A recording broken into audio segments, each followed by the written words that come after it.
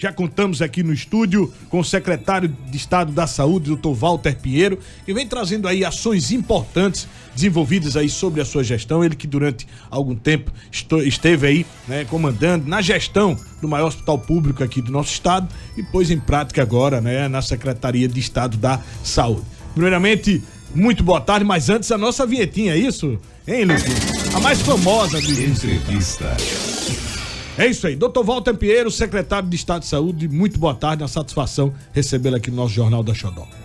Boa tarde a todos os ouvintes da Rede Xodó FM. É mais uma vez um prazer estar aqui com vocês para conversar um pouco sobre saúde, sobre tudo que envolve as políticas públicas e o gerenciamento do SUS aqui no nosso estado. Isso mesmo. Olha, nós vamos trazer um apanhado, né, de ações desenvolvidas aí, importantes programas sociais voltados à população dentro da área de saúde. Você vai poder acompanhar e perguntar também, interagir conosco através do nosso Xodozap, que é o 999939605, ou através do nosso canal lá no YouTube. É muito fácil. Acessa lá o canal da Rede Xodó, o link Jornal da Xodó, e através do nosso chat você pode perguntar. Iremos transmitir aqui ao secretário de Estado da Saúde. Secretário, agora, antes do intervalo comercial, nós observamos aí uma ação importante do IPE Saúde, né, na entrega de mais uma unidade. Esteve lá presente o governador, o ex-governador Belivaldo, o governador Mitidieri, né, e o presidente também do IPE, Cláudio Mitidieri. Todos nós sabemos que não está dentro da alçada, né, da Secretaria do Estado da Saúde, mas a importância desse projeto se voltando para o interior do estado, é isso? Isso mesmo, Bareta. Estivemos lá presente, prestigiando o evento. Era uma obra que estava inacabada, já instalações bem adequadas, haverão oferta de serviços de saúde de especialidades.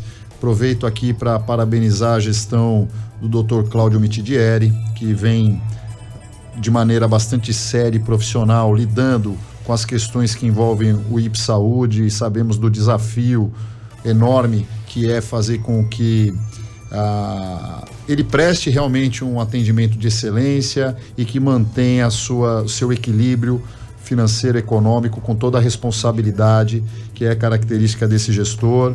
As instalações são incríveis, certamente trará um benefício muito grande para aquela população que usufruirá daquele atendimento naquele local de Simão Dias, e não deixa de ser uma descentralização do serviço de saúde e trazendo sim uma facilidade para o servidor, para aquele que procura o seu plano de saúde mais próximo de casa. É isso aí. Olha, dando sequência aqui às nossas perguntas, agora vamos para a competência, né, da Secretaria de Estado da Saúde. Você pôde abordar esse trabalho importante também, né, de cunho social, que é o IPS, né, se descentralizando, indo para o interior do estado. Mas vamos trazer agora programas importantes, né, que irão trazer benefícios à nossa população.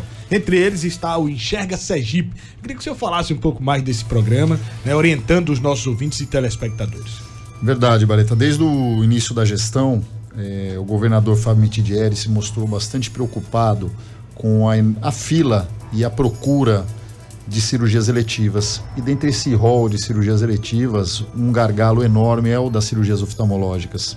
É uma população idosa que tem o diagnóstico principalmente de catarata e pterígio, são duas doenças ditas mais frequentes, que impacta bastante na qualidade de vida, no bem-estar da nossa população idosa, que já apresenta naturalmente algumas deficiências de equilíbrio, de coordenação motora, e a visão, né, é um órgão de sentido fundamental. Eu vejo também aqui que todos usam óculos e sabem que a importância, né, que traz a gente enxergar bem e ter essa capacidade, essa acuidade visual para desenvolver as atividades da vida diária, para ter realmente uma sensação de bem-estar. E nessa linha, nossos técnicos da secretaria, aliás, que eu aproveito aqui sempre para ressaltar o trabalho em equipe, né, teve a iniciativa de, junto com esse plano do governo, de desenvolver esse projeto específico para cirurgias oftalmológicas. Tem municípios que serão beneficiados? Não, são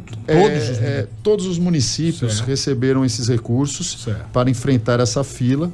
né? E naturalmente essas cirurgias vão ocorrer naqueles municípios que tenham a capacidade de desenvolver essas ações. Certo. E ontem foi o início, o pontapé inicial, e na região, na cidade de Apoatã, num hospital de pequeno porte, e foi muito bacana poder estar lá junto com a população, previstos lá 206 procedimentos. Foi uma energia incrível, as pessoas esperando nessa fila e ter a esperança de retornar o seu órgão no sentido da visão. Então, pudemos bater o papo com a população, conhecer a equipe que está à frente do hospital, aliás, parabenizar lá os gestores, porque é uma cidade pequena, mas que está lutando com tudo que é possível para fazer saúde, e a gente sabe do desafio que é trabalhar com o Sistema Único de Saúde e aquela região em especial, Bareta, porque é o Baixo São Francisco, é a região que tem os menores índices de desenvolvimento. A gente, dentro da própria doutrina do SUS, tem por obrigação chegar mais próximo daquele que precisa mais, e naturalmente dentro desse universo de municípios nós temos aqueles que têm condições melhores, a exemplo de Itabaiana, de Lagarto, Estância e outros que são mais pujantes em termos de economia, e temos aqueles que o Estado precisa marcar a sua presença, e essa é uma preocupação do nosso governador, de estar chegando junto da população mais carente. Isso é muito importante. Secretário, eu estava observando também que a área de saúde é muito parecida com o mundo do esporte, principalmente na figura do árbitro. Um juiz muito presente no jogo tem algo errado. O que a gente está observando é que as críticas relacionadas à saúde diminuíram muito. A que se deve? Acredito que deve ser a fruto do trabalho. A gente sabe que lidar com saúde no nosso país, não vou nem restringir a nossa situação geográfica de estar no menor estado da federação, é um desafio enorme, porque o SUS é o maior plano de saúde do mundo, né? E todos também, é público e notório o subfinanciamento desse serviço de saúde. E serviços de saúde, eles custam caro, a população aumenta cada vez mais, envelhece cada vez mais, e a gente tem a missão de administrar isso com a otimização dos recursos, procurar fazer mais com menos, procurar lidar com naturalidade, que eu tenho costumado a dizer isso frequentemente, que é uma busca constante de soluções com problemas, né? Não só soluções dos problemas, mas os problemas eles vão acontecendo, as fragilidades elas existem, e a gente está procurando nesses primeiros quase 7 meses aí de gestão, a princípio se apropriar do melhor diagnóstico da saúde do nosso estado, conhecer a nossa equipe que está trabalhando junto com isso, porque quem faz essa grande transformação são as equipes de trabalho, são as pessoas que movimentam essa energia, e nós procuramos, enquanto gestor, ser um facilitador, tá? Ser um facilitador, buscar incentivar o trabalho e trabalhar na gestão pública. Eu diria, eu que venho da iniciativa privada, eu acredito que traz um grau de dificuldade um pouco maior, porque naturalmente envolve uma série de processos que devem ser seguidos, que tem que ser percorridos com todo o cuidado, com toda a responsabilidade, e a gente está procurando dar celeridade dentro do que a gente consegue melhorar o nosso tempo de resposta para essas demandas. Tem muita coisa, tem vários assuntos aí que são importantes, que a gente lida no dia a dia, e eu digo aqui com toda a sinceridade que, no fundo, apesar desses problemas que a gente sabe que existe, desses desafios, a gente encontra motivação. Por exemplo, você ir lá em Japoatã e verificar aquela população tendo oportunidade e sentir a gratidão dessas pessoas serviço, que eles estão, poxa, um sorriso, um acolher. Já estavam até desacreditadas.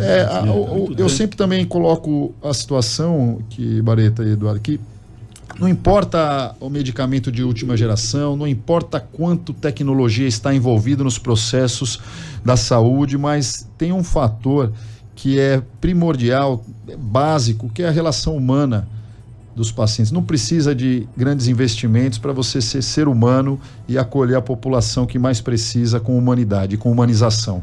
Então isso acaba sendo gratificante. Eu já experimento isso dentro da minha formação médica, que tenho 25 anos de formado, e lido com essas situações, e vinha lidando, e sempre aproveitei essa sensação positiva e estou tendo a confiança e a oportunidade de agora executar essas ações no atacado, né? Então hoje a gente pode pensar em saídas, em soluções que possam beneficiar um grande número de pessoas, e toda essa energia que eu particularmente presencio, agora eu consigo, junto com a nossa equipe. Se o senhor estivesse do lado de lá, né? Porque agora é o médico que está se sentindo na situação do paciente, né? Porque como presidir uma instituição dessa, o senhor está no nome do paciente, o olhar do paciente. O olhar do paciente, o olhar dos trabalhadores da saúde, né, que também laboram em situações muitas vezes adversas, em regimes de plantões, né, e 7 dias por semana, 24 horas por dia. A experiência, secretário, é vivenciada à frente do maior hospital público, né, do estado. Isso também acarretou numa prática maior, num desenvolvimento maior como secretário, né? Sem dúvida nenhuma. Quando eu entrei lá em 2020, ainda praticamente no auge da pandemia, foi um aprendizado muito grande. Eu tinha pouca experiência como gestor, a não ser dentro da minha área, que a gente criou lá o primeiro serviço de cirurgia da mão aqui em Sergipe, e hoje atende centenas de pacientes todos os meses, mas era um gerenciamento que, quando eu tive a oportunidade de ser superintendente, o leque se abriu de uma forma, e que eu também usei muito a frase que eu demorei ali pelo menos 6, 8 meses para entender, para depois superentender o hospital. Então, naturalmente, todo esse caminho e essas realizações, elas não são de imediato. Elas precisam, para a gente colher, a gente precisa plantar, né? E eu também costumo falar que a gente está plantando com as duas mãos, para que lá na frente a gente possa colher com uma e continuar plantando com a outra, porque daí o resultado certamente aparece. A gente tem uma equipe determinada, uma equipe que tem consistência acima de tudo, não queima a largada, não é uma corrida de 100 metros, e sim uma maratona, que a gente tem que todo dia acordar e pensar e refletir como fazer melhor. Então, essa ação foi vitoriosa, do Enxerga, por exemplo, mas essa sensação, ela tem que ser curtida naquele momento, e a gente acordar no outro dia e começar tudo de novo. E vem mais programa por aí, né? Vem mais programas por aí. Daqui a pouco a gente vai falar sobre o Opera Sergipe, porque antes nós vamos girar a nossa informação. Nós vamos até a cidade de Tobias Barreto com Glauber Leal. Tem perguntas a fazer o secretário de Estado, Walter Pinheiro. Glauber, muito boa tarde. Mais uma vez, boa tarde, Bareta Filho, boa tarde, Valquíria Miron, Eduardo Carvalho. Saudar aí o nosso entrevistado e convidado, o economista Neidásio Rabelo. E eu quero fazer 2 perguntas, mas antes recebo um abraço. Vamos lá, pontuar aí, essa é outra pergunta, né? Foi feita ontem, nós trouxemos um economia também para falar justamente, um economista para falar justamente sobre a reforma tributária. E foi muito importante, porque o tema acabou se estendendo, e é um tema de conhecimento técnico, mas ele conseguiu facilitar muito esse tema importante. Já está no ponto aí? Agora sim, vamos chamar Robson, então vamos apropriar na 102.9, né, com Robson Martins, com perguntas, né, ao secretário Walter Pinheiro. É isso, Robson, vem de lá, meu amigo, e atualiza aí. Muito boa tarde. Vamos lá. Boa tarde, meus caríssimos Bareta Filho, Eduardo, ao Luquinhas e ao nosso entrevistado, ao nosso convidado, Dr. Walter Pinheiro. Receba, inclusive, um forte abraço aqui da região do Baixo São Francisco, e parabéns pela belíssima iniciativa no município de Japoatã, e já queremos saber, dentro do cronograma, o que é que teremos aí por vir aqui para nossa região do Baixo São Francisco. E a pergunta, secretário, estamos vivenciando um período sazonal por conta das quedas de temperaturas, e assim houve um aumento da demanda dos atendimentos pediátricos. Como a SES tem trabalhado essa questão? Muito obrigado. Boa tarde, Robson, a todos aí de Propriá e da região do Baixo. Como já falamos aqui, estivemos aí ontem, foi incrível, e a gente sim pretende ofertar sempre serviços de saúde para essa região, porque, como eu coloquei também, é uma região que precisa muito do apoio do Estado, e é uma determinação do nosso governador. Temos aqui pela frente ainda outros programas que envolvem enfrentamento de cirurgias eletivas, como o próprio Opera Sergipe. E para recordar a questão em si da pergunta, das quedas de temperatura, das quedas da sazonalidade da pediatria, isso. Nós passamos por um período que tem praticamente aí umas 4 semanas que foi crítica, principalmente por conta de um vírus que chamado sincicial respiratório, é um vírus que a gente já conhece muito bem, que causa o famoso chiado no peito das crianças, que atinge preferencialmente os bebês, né? E que o que aconteceu foi que desta vez ele se comportou de uma forma mais agressiva, necessitando sim muitas vezes de internação em leitos de alta complexidade, em leitos de UTI ou em leitos que apresentam recursos de suporte avançado. Isso tensionou a rede de saúde, né, em todo o estado e no Brasil como um todo. Essa onda, ela, só para nós termos aí uma contextualização, ela veio da Europa, ela tensionou o país da Alemanha, houve uma grande tensão e muitas perdas de vidas. No Canadá também sofreu muito com essa onda e naturalmente, assim como outros vírus, e a gente conheceu muito, pesquisou muito recentemente com a história do Covid, ele tem esse comportamento de ir se alastrando e percorrendo um caminho e que apresenta a sua curva de ascendência, o seu platô e a sua descendência. E é o caso no que diz respeito ao vírus sincicial. Lógico que não existe só esse vírus, né? Nós temos o próprio influenza, e aí eu também aproveito a oportunidade para dizer que a gente tem que ter um olhar especial para as campanhas de prevenção. Então nós temos vacina, nós temos as vacinas para influenza, nós temos a vacina para o pneumococo, nós temos que prevenir, porque é uma oportunidade que a gente acredita ser vencedora. Diante das baixas coberturas vacinais, então ali nós temos ali uma oportunidade de melhorar, de crescer, de avançar, sem um esforço muito grande, e certamente se a gente prevenir, iremos depender menos dos leitos qualificados e os pacientes agravarão menos, né? Então, certamente a gestão do SUS, ela é compartilhada, né? Ela é tripartite, ela é dos municípios, do estado e da União, funcionando como uma verdadeira engrenagem. Se todos esses dentes da engrenagem estiverem funcionando bem, a máquina roda, a máquina funciona. Começa a fragilizar algum dente ali da engrenagem, sobrecarrega a estrutura toda, e eu costumo fazer essa analogia para ficar fácil a compreensão, visto que o SUS ele é perfeito no papel, mas para colocar em prática nós temos ainda esses desafios de estarmos todos trabalhando juntos no mesmo sentido. É manter sempre vigilante, né? A questão da pediatria, existem vários gargalos que vão desde recursos humanos até a questão mesmo de oferta de leitos. Saibam que nos últimos 10, 15 anos, o Brasil como um todo, houve um decréscimo de leitos de pediatria pelo país como um todo, e repito, isso é um fenômeno mundial.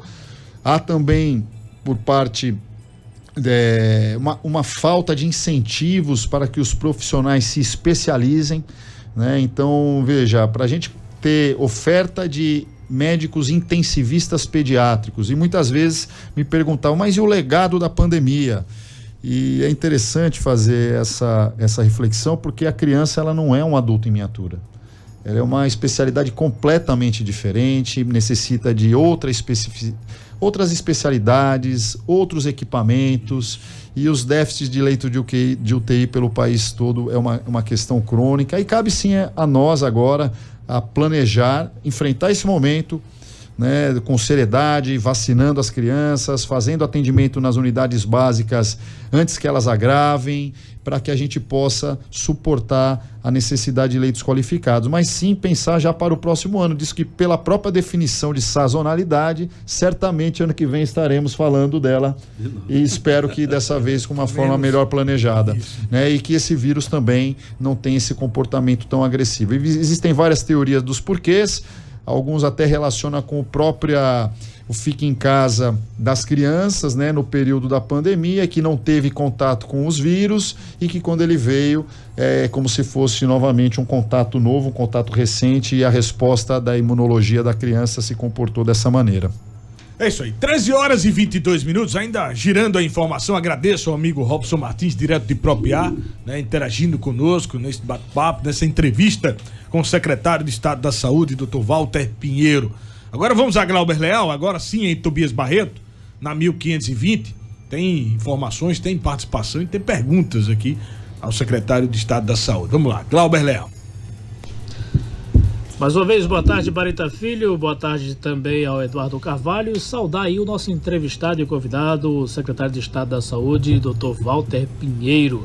Seja bem-vindo à Rede Xodó, receba um abraço de todos aqui da cidade de Tobias Barreto e da região centro-sul de Sergipe. A minha pergunta é com relação ao pós-pandemia da Covid-19, que reforçou-se aí a necessidade de cuidarmos mais da saúde mental.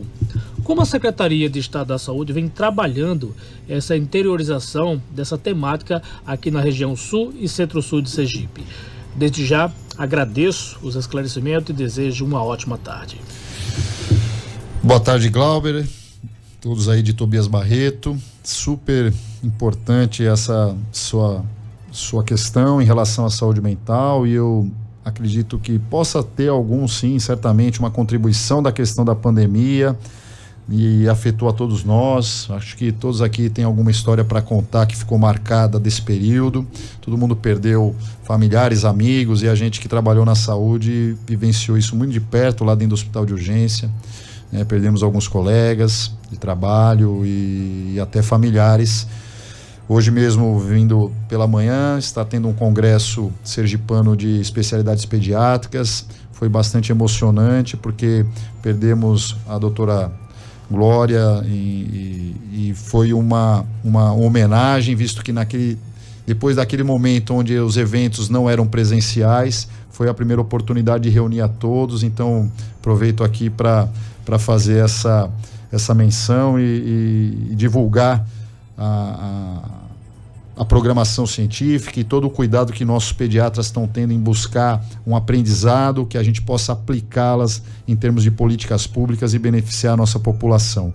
Em relação às linhas de cuidado da saúde mental, existem várias iniciativas, algumas até que agudizaram na nossa gestão, visto que há uma determinação aí do CNJ em relação a aqueles que são pacientes com questões psiquiátricas que muitas vezes ficam custodiados. Então há uma mudança de entendimento da onde esse paciente deve ser tratado. É ainda um desafio muito grande, porque também, como a questão da pediatria, envolve a gestão compartilhada. Então os municípios têm que investir nos seus CAPs, né, investir no cuidado ambulatorial, no controle das patologias ambulatoriais, e assim como uma pressão alta precisa ser conduzida no município, assim como o diabetes precisa ser conduzido no município, e manter essas doenças que são crônicas de forma controlada, evitar que elas agudizem e demandem por leitos de qualificação. Aí na região Centro-Sul, em instância, esse ano ainda criamos leitos para psiquiatria, com uma população de jovens adolescentes que estão tendo a oportunidade agora aí no regional de distância de serem atendidos por psiquiatras e ter o seu período de internamento para que haja o controle da doença. Mas precisamos descentralizar, precisamos, juntos aos municípios, fortalecer esse controle ambulatorial dos CAPs, para que a gente possa avançar no que diz respeito à questão da saúde mental. E só ponderar que também é uma situação que vem apresentando números crescentes. Os porquês a gente também pode refletir: muita exposição, redes sociais, excesso de aparelhos celulares, uma vida corrida e ansiosa, os desafios cotidianos, as gerações novas que apresentam as suas particularidades, e mais do que isso, nós temos observado um enorme número de crianças, jovens e adolescentes com problemas psiquiátricos, precisando de ajuda, precisando de acolhimento. Então, realmente é um grande desafio, e está sim na pauta da saúde, para que a gente possa apresentar aí nos próximos meses algumas iniciativas. Secretário, dentro desse contexto, a geração mais velha vivendo mais. O Brasil sai de uma média de 74,6 quando nasce, imagina, está se tornando comum pessoas 90, 100 anos, e há essa tendência, né, mundial, as pessoas viverem mais. Do outro lado, a gente percebe que lá no outro extremo, a questão da criança, que estão passando por uma série de problemas. Hoje várias crianças já depressivas, com crises de ansiedade, e essa dificuldade da gente encontrar o profissional também nessa área, que talvez só possa ser recuperada não apenas por concurso público, mas por um investimento diferenciado. Caso contrário, não vai fechar essa conta, né? E o SUS, que precisa também, apesar de ser o maior do mundo, mas ele precisa também entender a diferença daquilo que é ofertado na vida privada e da vida pública, porque segundo os próprios profissionais o valor é muito ínfimo, muito baixo. Como tratar essas questões tão diferenciadas que desagam tudo numa secretaria? Essa pergunta é excelente, porque acredito eu que haja necessidade também de fomentar, trazer incentivos para os especialistas. Há uma política que é muito bem-vinda e traz resultado e está aí na prática o fomento, o incentivo à formação de médicos de saúde da família, médicos generalistas, que estão tendo aí incentivos do ponto de vista de salário, de que ele se fixe em locais não de grandes centros. Talvez a gente, com a situação da sazonalidade da pediatria, com a questão da saúde mental, nós estamos nos deparando muito com uma fragilidade, um déficit de recursos humanos especializados. Talvez valesse a pena identificar isso no âmbito macro e trazer políticas que fomentem, que incentivem que o profissional médico, que ele saia da faculdade, que ele busque se especializar, principalmente nas áreas que a gente tem necessidade. E aí vai a pediatria como exemplo, a psiquiatria, entre outras, que a gente tem deficiência no estado. Porque é diferente, né? Apesar muitas vezes, numa análise da uniformidade, o profissional médico, ele tem várias vertentes. Ele pode, em 6 anos de faculdade, exercer a medicina, ele é médico. Agora, existem especialidades que o profissional estuda 12, 18, 22 anos, né, para exercer, talvez, por exemplo, uma cirurgia cardíaca infantil, uma cirurgia de cabeça e pescoço, que também é um grande gargalo aqui em nosso estado, outros procedimentos altamente específicos que são importantes. A própria psiquiatria, oftalmologia, outras especialidades precisam de incentivo, porque naturalmente, se não houver, a grande maioria dos profissionais fala: eu me formei, vou agora correr atrás do meu sustento, colocar a comida na mesa da minha casa, e a forma que eu estou analisando aí de mercado é essa. Então precisamos criar políticas de incentivar também os especialistas, visto que a gente tem demanda para isso, né? E esse é um pensamento que eu acredito num plano de carreira para o médico, nos moldes do que a gente vê no Ministério Público ou no próprio Judiciário, para fixar esse médico e ele ter uma condição de, naquele momento que ele é recém-formado, ele está disposto sim a ir para um local onde há um vazio assistencial, onde não há tanta estrutura, mas ele vendo que ele há uma perspectiva dele na sua carreira, de, com o passar do tempo, ele ganhando experiência, ou mesmo uma oportunidade de se aperfeiçoar, depois seguir um caminho. Ser compensado de forma diferente também, né? Do que simplesmente nós vivemos de programas que são bem-vindos, repito, que cumprem um papel nos vazios assistenciais, mas que não atacam a raiz do problema. Talvez a gente precise de uma análise mais realista e que tenha um impacto de médio e longo prazo, e não só cultura organizacional de apagar incêndio. O senhor, quando esteve aqui, me parece que foi uns meses atrás, o senhor tratou da questão do acesso ao hospital, que era justamente aquele primeiro em contato com, né, a questão do exame, ele ser atendido ali, e a questão do exame. Porque o que implica muito é quando eu faço o exame, depois como é que eu retorno lá, que é um hospital de urgência, quando o senhor estava ainda no USE. Tem conseguido minimizar esse efeito do trilhar? Olha, eu chego no hospital, meu problema é esse, vou ser encaminhado para esse setor vou ser atendido, o exame e o retorno. Porque me parece que é esse quadrado que mais complica, né? As pessoas nem sempre têm informação. Como é que vocês estão lidando com essa questão agora mais ampla na Secretaria de Estado? Então, é bem bacana perceber que eu, como ortopedista e com a minha experiência lá dentro do Hospital de Urgência de Sergipe, sempre tive uma visão hospitalocêntrica, né?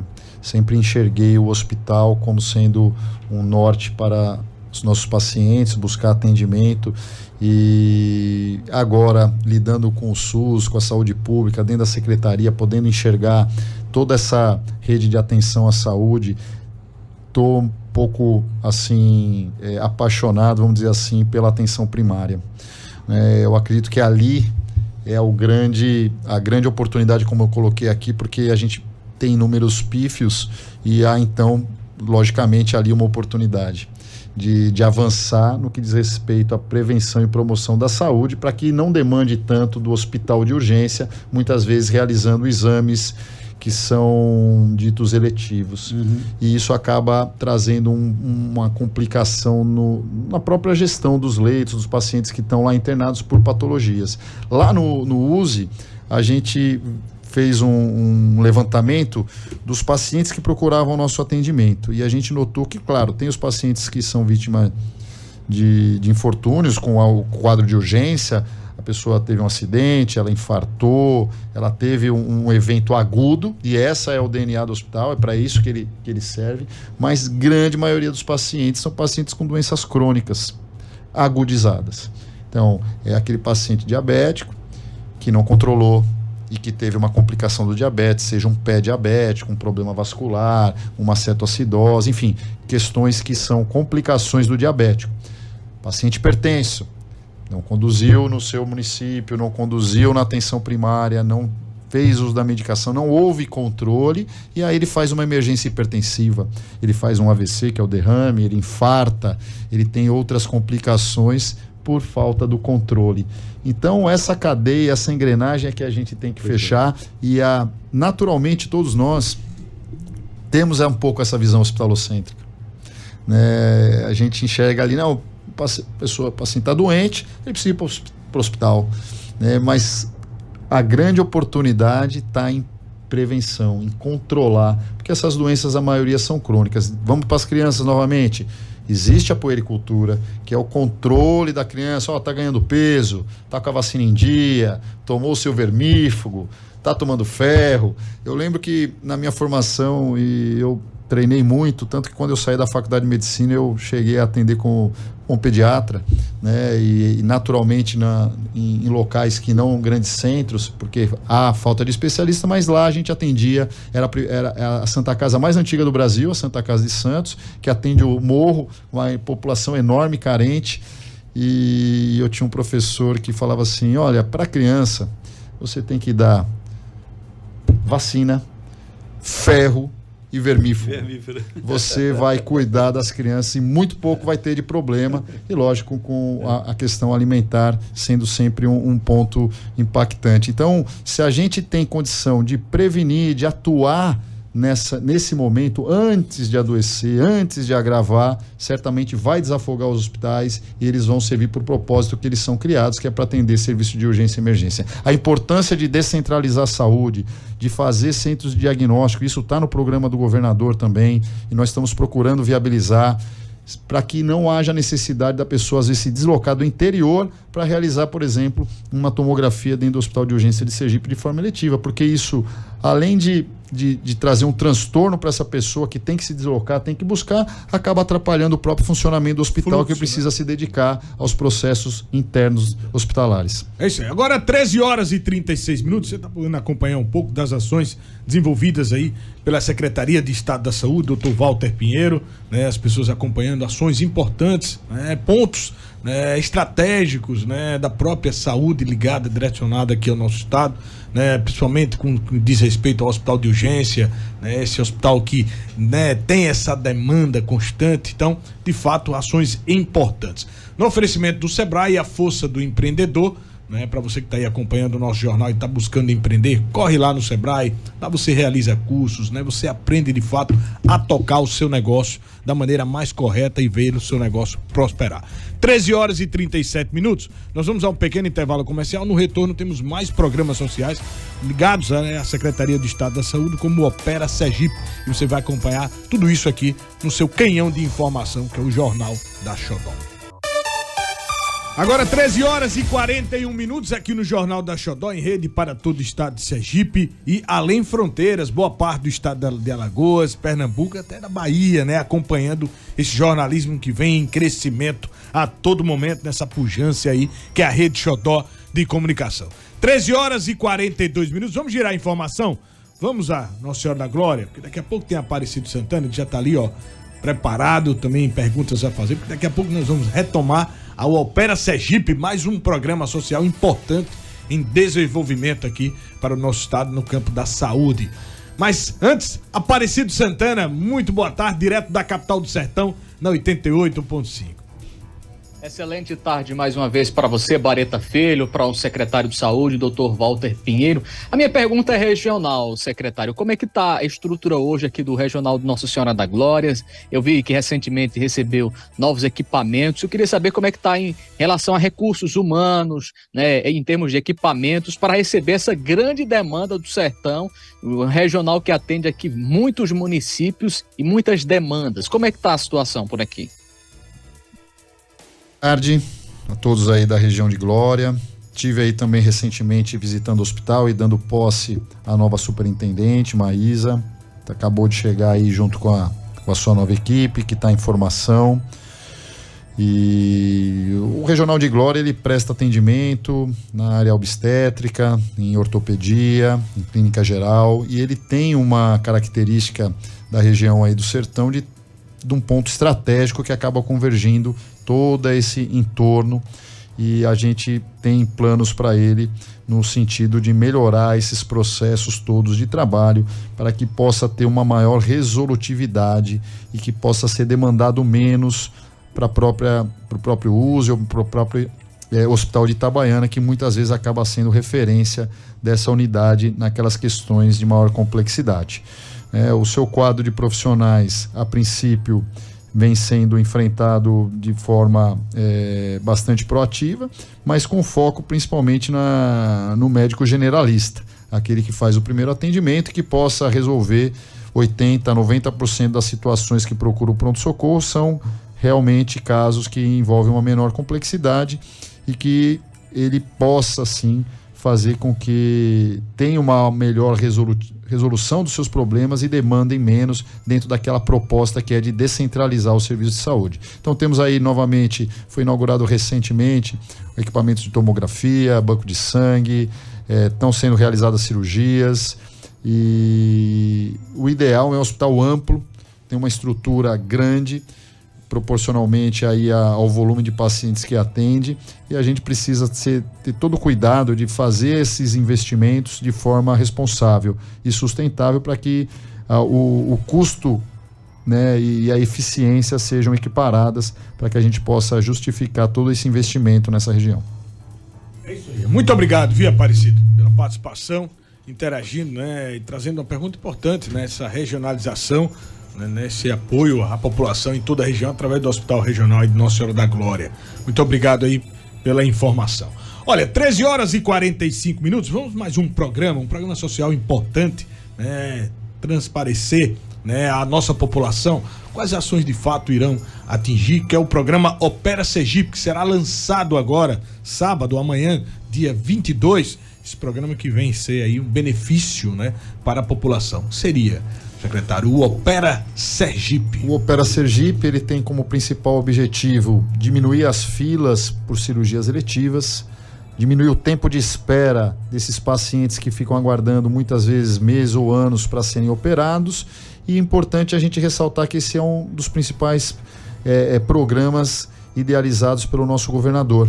Desde o primeiro dia, depois que tirei o paletó e coloquei na cadeira, ele falou: cadê o programa Opera Sergipe, que o povo não pode mais esperar na fila para ser atendido, para ser operado. É uma questão que demanda também nacionalmente, e a gente está tendo a oportunidade amanhã, está iniciando a primeira fase do programa, né? É bom a gente ressaltar que esse programa ele é dividido em fases, e essa primeira fase contempla um rol de procedimentos, 15 procedimentos, aqueles que são mais relevantes, mais prevalentes, que são as cirurgias de média complexidade. Então, para exemplificar, são as cirurgias de hérnia, cirurgias de vesícula, as cirurgias de ligadura, vasectomia, hemorroidas, entre outras cirurgias ginecológicas que contemplam esse primeiro rol. Então, é importante a gente frisar isso, que é um programa que veio para ficar, que tem dividido em fase, e a gente pretende, no desenvolver do programa, avançar para outras especialidades, para outras cirurgias que também são gargalos, como por exemplo cirurgias ortopédicas, cirurgias urológicas, a própria cirurgia bariátrica, e que são também de maior complexidade. Então, dentro do nosso planejamento, idealizamos começar com aquelas que são mais prevalentes, que demandam mais, até para que a gente possa estar desenvolvendo e aprendendo com o que ocorrer nesse desenvolvimento do programa, para ir corrigindo e evoluindo durante todo o programa. Nós temos hospitais que serão credenciados, é isso? São o Hospital Senhor dos Passos, em São Cristóvão, o Hospital Nossa Senhora da Conceição, em Lagarto, e o Hospital Amparo de Maria, em Estância, é isso? Perfeito. O credenciamento, aproveito o espaço para dizer que o credenciamento para esses hospitais que se interessarem em participar do programa, ele está aberto, né? E esses são as unidades que nesse primeiro momento têm a capacidade de atuar nesse enfrentamento. Tem propostas aí, brevemente devem ter acrescido outros hospitais, como o próprio Santa Isabel, que também tem um impasse aí e deve provavelmente vir para participar desse programa, como outros que, atendendo o edital, possam estar ingressando e que a gente possa também descentralizar. A gente tem planos para interiorizar, né, buscar cirurgias menores de complexidade, por exemplo, existe sim no planejamento e a intenção nossa de realizar procedimentos lá no Hospital de Glória, visto que acreditamos que tem uma capacidade instalada para isso, principalmente para cirurgias de menor complexidade e que também atenderiam a região, mas todos os 75 municípios estão contemplados. Há uma possibilidade deles se cadastrarem no programa, e o Estado administrará essa fila de cadastro, e a nossa proposta é que esses pacientes sejam operados dentro de 60 dias. E o passo a passo, secretário? Como é que a pessoa vai proceder nisso? Então, todos os secretários de saúde dos municípios estão envolvidos, né? Então eles podem sim, tanto sinalizar para esse sistema de informações através do seu secretário. Nós teremos também um aplicativo, tanto no Android quanto no iOS, para que a pessoa possa acompanhar passo a passo, olha, consulta, exame, cirurgia e pós. Basicamente são esses 4 passos, e os prestadores estão aí já preparados, e estaremos fazendo um grande evento amanhã com a presença de médicos, de pacientes, de prefeitos, de autoridades, para que a gente possa fazer um grande mutirão. Esse é o maior investimento já realizado no estado de enfrentamento às cirurgias eletivas. Estão previstos mais de 50 milhões, lógico que para desenvolver todos os anos aí de fases desse projeto. E se nós formos analisarmos essa proporção per capita, talvez seja o maior investimento em todo o Brasil no enfrentamento das cirurgias eletivas. Então, foi uma ideia do governador, ele viabilizou do ponto de vista de investimentos através das emendas de bancada, através da emenda do então deputado Fábio Mitidieri, também destinou recursos para que a gente possa facilitar e veicular essas cirurgias que demandam, que tensionam. E só para ficar claro, principalmente para os nossos ouvintes, as cirurgias eletivas são ditas aquelas que não são de urgência, são aquelas que possam ser programadas, e até por isso a pandemia houve um represamento dessas cirurgias e acabou se avolumando essas filas, né? Porque naquele momento, logicamente, só as urgências e o enfrentamento tomou conta e tomou toda a energia dos serviços de saúde, mas agora chegou aí o grande dia da gente dar essa resposta para a sociedade. A gente sabe que é um enorme desafio, porque até para enxergar essa fila é complexo, porque existem filas municipais, filas do estado, mas a gente está querendo realmente que as pessoas procurem a sua unidade básica de saúde, ou que venha alguma unidade do estado, que busque ter o diagnóstico para que ela possa ser enxergada e aí sim planejar a resposta desse tratamento. Lembrando que nessa primeira fase estão contemplado esse rol de procedimentos. Se nós nos depararmos com demandas que não estão contempladas, nós vamos procurar encaminhar dentro do fluxo usual, mas sempre alerta com a oportunidade de identificar aquelas demandas que a gente precisa dar resposta, e quem sabe já na nossa próxima fase a gente já contempla. Então a gente tem várias ideias, tem uma equipe toda trabalhando em cima disso, e a gente está bastante confiante de dar essa resposta aí nos próximos anos. O senhor apostou na humanização dos serviços e na humanização dos profissionais. E isso tem dado certo. Porque nós da imprensa, a primeira coisa que a gente detecta, quando alguma coisa não está funcionando, deságua na imprensa, né? Não é que não há problemas, mas o número de problemas na área de saúde diminuíram muito. Era um Deus nos acuda. Era raro você não ter diariamente aquela chorrada de denúncia. E a gente percebe que, apesar dos problemas, as denúncias são menores. Isso é bom, é um bom sinal. Eu acho que eu venho fazendo um bom trabalho, uma boa equipe, isso é muito importante. E essa sinalização, né, de se colocar no lugar do paciente, né, enxergar a vida pelo prisma do paciente. Eu acho que isso era o que faltava em Sergipe, entendeu? Porque nós sempre fomos brilhantes em Sergipe na área médica, em todas as especialidades, né? Primeiro, transplante de coração, aqui em Sergipe, área oftalmológica, enfim, são tantas áreas. E a gente precisava, assim, também de um profissional com essa visão que o senhor tem. A humanização, que era a maior reclamação, né? As pessoas não se sentiam gente, né? Ali é um depósito de gente, é isso que diziam. E a gente não tem mais ouvido isso, o que é um grande sinal, né? Não se sentir como um depósito de gente, nem o hospital, nem o atendimento. E por onde eu passo, eu sempre digo, os melhores médicos de Sergipe estão, não esqueça o que eu estou dizendo, estão lá no USE. Às vezes a gente esquece, são os mais, porque ali é uma universidade para tudo, né? E o senhor vem fazendo, sim, um bom trabalho, e a gente deseja sucesso. Antes, né? Eduardo, tem uma pergunta de um ouvinte telespectador. É isso, Luquinhas? Exatamente, a ouvinte Micaele, ela mandou aqui parabenizando o secretário, falando sobre a competência dele, diz que ele é um dos melhores secretários, e ela quer saber se realmente vai sair o resultado do processo seletivo de saúde para o Hospital de Itabaiana no dia 25. Ela está perguntando. Perfeito. O processo seletivo também envolveu um esforço enorme das equipes. Foram mais de 30 mil inscritos nesse processo seletivo. Houve algumas dificuldades, pois o site congestionou em várias ocasiões, fazendo com que nós, para não prejudicar ninguém, ampliássemos o prazo, prorrogássemos esse prazo para que todos fossem atendidos.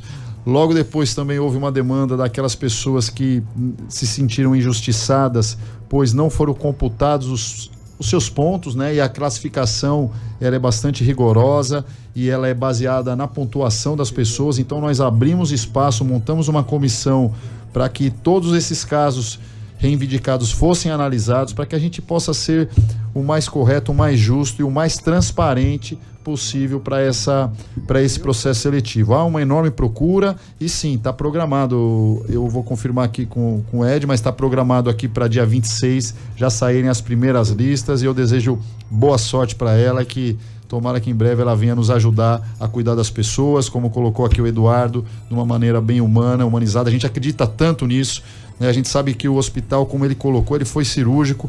A gente tem profissionais de excelência e muitas vezes nós nos deparávamos com aquele paciente que chegou lá, teve seu problema resolvido da melhor maneira possível, mas saía com uma percepção não muito positiva do hospital, né? Por quê? Porque não usou alguns comportamentos também, né? Comportamento, às vezes a própria linguagem, Bareta, acessível de comunicação, porque eu posso chegar para você que até é uma pessoa com um nível cultural extraordinário, mas se eu começar a usar termos técnicos demais, você não vai se sentir acolhido, né? Eu vou falar das suas enzimas hepáticas, das suas... Ele falou, poxa, não entendi, foi nada, né? E às vezes você olhar no olho do paciente, pegar no braço dele e falar, olha, confia em mim, vai dar tudo certo, eu tô com você aqui. Isso aqui resolve 90% dos problemas. Isso tem acontecido, né? Eu tenho acompanhado dentro do nosso jornalismo essa integração entre a Secretaria de Estado da Saúde e a SSP através do grupamento tático aéreo. Isso tem salvado muitas vidas, a gente tem acompanhado aí que até o dia 1º de maio mais de 32 vidas foram salvas aí. E a importância disso, hein, secretário? Eu queria que você ressaltasse essa ação aí importante. Essa foi um gol de placa, como diria os que gostam, os amantes do futebol, porque houve sim a ideia, eu recebi o Coronel Fernando do GTA, o professor Denison do SAMU, com essa ideia e exigiu, olha, eu confesso para vocês, não exigiu um esforço muito grande, porque na hora eu já enxerguei ali uma oportunidade vencedora e colocamos isso debaixo do braço, levamos lá para conversar com o Dr. João Eloy, que também acreditou nesse termo de cooperação que inicialmente foi celebrado entre a Secretaria de Estado da Saúde e a Secretaria de Segurança Pública. Fizemos um curso de capacitação, porque os nossos emergencistas, eles são treinados para tripular ambulâncias e agora precisavam tripular aeronaves. Né? E existe sim um treinamento específico. A equipe do GTA proporcionou esse curso, nós estivemos lá acompanhando de perto todo o treinamento e assim, houve uma seleção rigorosa, houve vários interessados, foi selecionado pessoas que naturalmente, quando você passa numa prova, quando você se supera para poder participar de alguma ação como essa, de relevância, que é fazer o transporte aéreo, que é salvar vidas transportando com helicóptero, precisa treinar, precisa planejar, e essa turma aí é bastante vibradora, e você vê, já são mais de 30 pessoas salvas.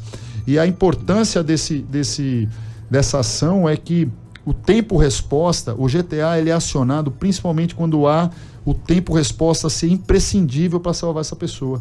Então, para você se deslocar de helicóptero aqui no nosso estado, talvez o lugar mais distante não demore 30 minutos. Isso. E há sim, a gente teve a oportunidade de treinar, inclusive o Ed Carlos aqui foi o nosso paciente na simulação, nós configuramos a aeronave, eu participei porque sou ortopedista e gosto de...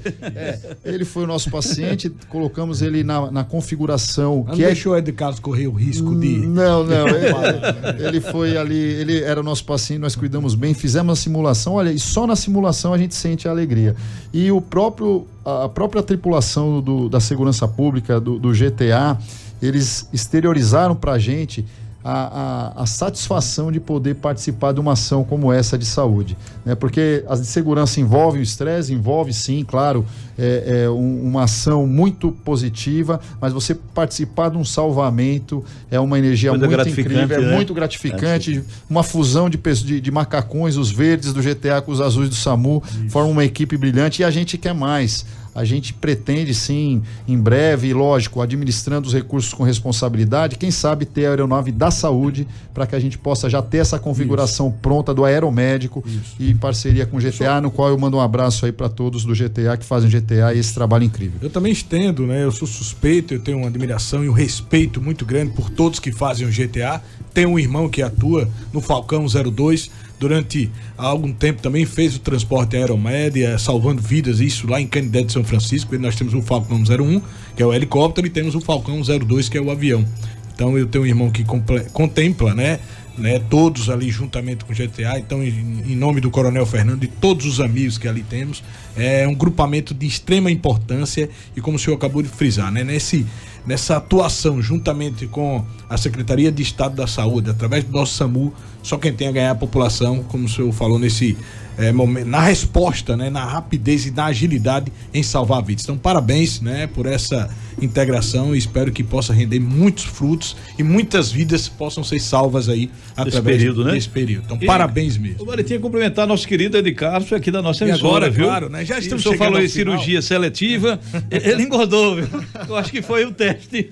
Foi lá, né? Então tá aí, estamos recebendo um abraço aqui, e a nossa querida, como é? Amigo também, assessor...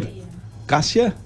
Thalia também aqui, né? Viu? Um abraço, nosso amigo Ed Carlos, Mário, né? Thalia, né? Assessor de bem-vindo, viu? A Thalia, o Mário, gente boa. todos que fazem Marcones, toda essa turma acompanhando aqui, o secretário de Estado da Saúde, Walter Pinheiro, que nesse tempo a gente pôde aí abordar alguns temas, ações importantes em benefício da população, porque não adianta a gente precisa trazer à tona aqui práticas que serão necessárias para o benefício da população.